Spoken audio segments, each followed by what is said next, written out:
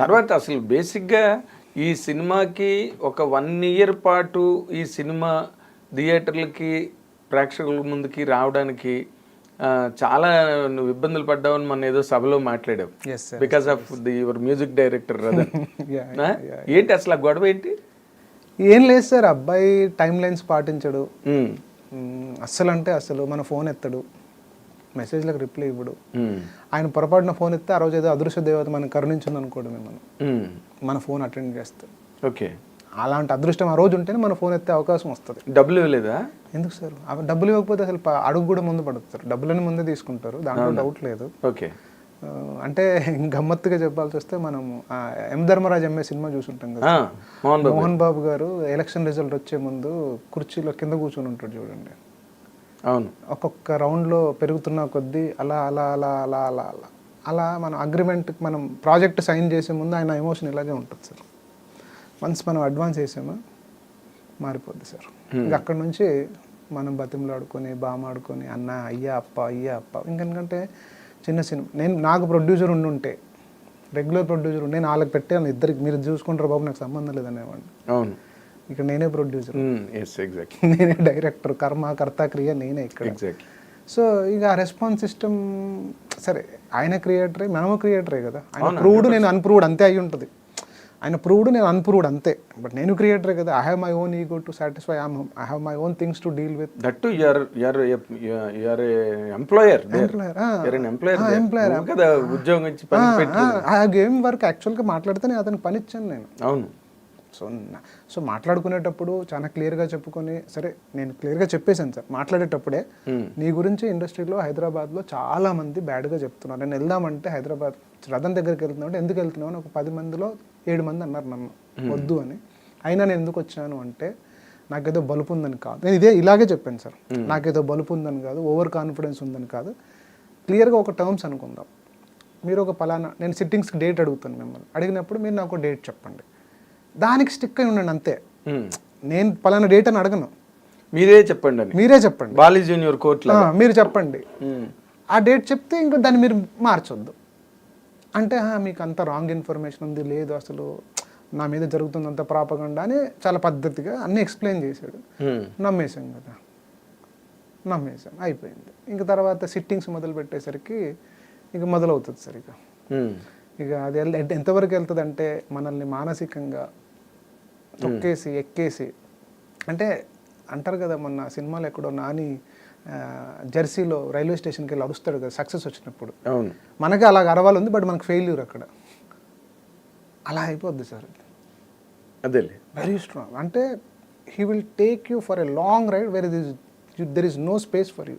Okay, అంటే కారణం, దానికి ఏమైనా ప్రధానమైన కారణం నీకు అంటే అతని సైకే అలాంటిదా? నేను అనుకుంటున్నాను సార్, అతను he finds pleasure out of fighting అని నేను అనుకుంటున్నాను సార్. నా my personal assessment, I may be wrong, but నా personal assessment over a period of time, అంటే నీ ట్రావెల్లో నీకు అనిపించింది he finds pleasure out of fighting sir. He wanted to prove a point that he is always right, we are wrong.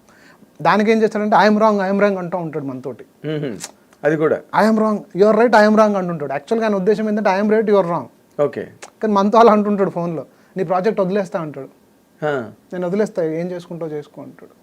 మనం భయపడిపోతాం. ఇప్పుడు వదిలేస్తే మళ్ళీ మ్యూజిక్ ఎత్తుక్కొని మళ్ళీ వాడికి కథ చెప్పి మళ్ళీ పేమెంట్లు ఇచ్చుకొని మళ్ళీ ఎక్కడ పోద్ది సినిమా అని అప్పుడు మనమే బతిమలాడుకొని, బ్రో అట్లా కాదు బ్రో, అది కాదు బ్రో, ఇది బ్రో, అది బ్రో, మనం ఇట్లా చేసుకో. 1 year అయిపోయింది అతని వల్ల? అతని వల్ల 1 year ఆగడం కాదు సార్. ఆ తర్వాత నాకేమైందంటే రిపిల్ ఎఫెక్ట్ అంటారు సార్, మీకు అర్థమైంది. ఒక డిలే ఇంకో డిలేకి కారణం, క్యాస్కేడింగ్ ఎఫెక్ట్. ఒక డిలే ఇంకో డిలేకి కారణం అవుద్ది నాకు. అంటే అతని వల్ల 1 year ఆగలేదు, అది తప్పు. నా ఉద్దేశం అది కాదు. నా సినిమా లాస్ట్ ఇయర్ జూన్లో రిలీజ్ అవ్వాల్సిన cinema sir, as per schedules. Okay, as per schedules నేను మార్చ్లో అతనికి సినిమా పంపించున్నాను కంప్లీట్ బ్యాక్గ్రౌండ్ మ్యూజిక్కి. అంటే టోటల్ లాస్ట్ మార్చ్లో ఫుల్ 8 reels ఫైనల్ కట్ నేను పంపించున్నాను March 10th something like that. నాకు ఎప్పుడు వచ్చింది sir background music complete output అంటే July 24th వచ్చింది సార్. అంటే 4 months 10 days something like that. Cinema shooting లేకపోతే సార్ ఆ టైంలో. అవును షూటింగ్లు ఫినిష్ చేసుకోవచ్చు ఆ టైంలో. ఆ దాంట్లో కూడా మనకి పలానా రోజు అయిపోయింది రండి చూడండి అని చెప్తాడు సార్. చూసుకోండి వచ్చారు చూసుకుంటామని చెప్తాడు. మనం చూసుకొని టికెట్లు బుక్ చేసుకుంటాం కదా, మళ్ళీ తెల్లారి 2 రోజులు చెప్తాడు లేదు నాకు చిన్న ప్రోగ్రామ్ వేరే మారింది మళ్ళీ పిలుస్తాను అంటాడు. ఈ వెళ్ళి చూసుకోవడానికి టైం పట్టేస్తుంది.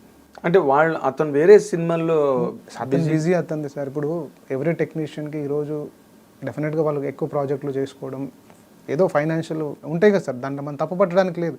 కాకపోతే ఏంటంటే మనం ఎంత తినాలంటే సార్ అరిగిందంత తినాలి సార్. అదే అంతకంటే don't consume which you can't digest.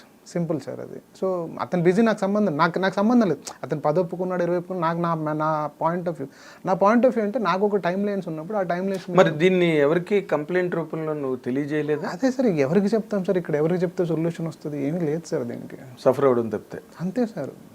నేను అందుకే నాలాగా ఎవరు అవ్వకూడదని నేను ఉన్న ప్రశ్న. నన్ను చాలామంది మొన్న అడిగారు how ethical it is for you అన్నారు. నా ఎథిక్స్ అన్ని క్వశ్చన్ చేశారు. అసలు నేను ఎవరితో డీల్ చేశానో అతను ఏ రోజు నాకు ఎథిక్స్లో మాట్లాడలేదు కాబట్టి నా ఎథిక్స్ నేను అక్కడ కోల్పోయి మాట్లాడాల్సి వచ్చింది. బికాజ్ నాలాగా ఎవరు సఫర్ అవ్వద్దు అక్కడ. అవును, 100%. ఇప్పుడు కొన్ని తెలియకపోతే లోపలే ముసుగులో గుద్దులాట్లాగా ఇంకోళ్ళు బలైపోకూడదు కదా ఇలాగా. ఇప్పుడు ఆయన బిజీగా ఉంటే నేను బిజీగా ఉన్నాను రా బాబు, నేను ఈ సినిమా చేయలేను, సింపుల్.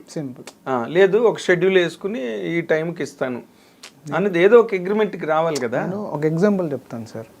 పలానా రోజు సిట్టింగ్స్కి వస్తున్నామని చెప్పాను నేను.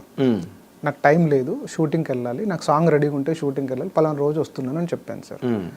ఆ పలానా రోజు నేను కన్ఫర్మ్ చేస్తాను, మాకేదో పర్సనల్ ఫ్యామిలీ ఫంక్షన్ ఉంది, కన్ఫర్మ్ చేస్తాను, మా మామగారిని అడగాలి, అది ఇది అని ఏదో చెప్పాడు సార్. సరే అడిగి చెప్తాను అన్నప్పుడు మనం వెయిట్ చేస్తాం కదా సార్. 3 days తర్వాత ఫోన్ చేశా, ఏంటి ఏమైంది ఇంకా అనేసి ఫోన్ చేశా. మా మామగారు నాకు ఇంకా కన్ఫర్మ్ చేయలేదు, నేను చెప్తాను అంటే, రదన్ ఒక పని చేద్దాం, నీ నిజంగా పని ఉంటే అది సీరియస్ అంటే okay, will do after 3 days అంటే, ఇప్పుడు నీకేదో పని పడిందా అందుకే నువ్వు పోస్ట్పోన్ చేస్తున్నావా? తను చెప్పలేదు సరికదా. మనం ఇలా అడిగితే ఇప్పుడు నీకేదో పని పడిందా అందుకు నువ్వు ఇట్లా పోస్ట్పోన్ చేస్తున్నావా? ఇది యాక్సెప్టబుల్ కాదు సార్. నేను ఎవరితోనైనా అదే అతను ఎంత పెద్ద గొప్ప టెక్నీషియన్, ఇది యాక్సెప్ట్ చేయలేము సార్ ఈ కైండ్ ఆఫ్ ఆర్గ్యుమెంట్. ఇక్కడ గొప్ప చిన్న అని కాదు, ఇక్కడ ఏంటంటే మనం ఒక అగ్రిమెంటు, ఒక రెమ్యునరేషను, ఒక షెడ్యూల్ పెట్టుకున్న తర్వాత ఎంత పెద్దవాళ్ళైనా, మెగాస్టార్ చిరంజీవి గారు అయినా ఉదయం 6 గంటలకి షెడ్యూల్ షూటింగ్ కాల్ షీట్ అంటే 6 గంటలకి ఆయన షాట్లో ఉంటారు అంతే. ఇప్పుడు రిలీజు ఈ టైంకి రిలీజ్ అంటే జగదేకుడు అతిలోక సుందరి సినిమా కూడా ఆయన హై ఫీవర్తో విజయ హాస్పిటల్లో ఉండి పక్కనే డాక్టర్ని పెట్టుకుని వాహినిలో సాంగ్ షూట్ చేశారు. రిలీజ్ డేట్ ఫిక్స్ అయిపోయింది.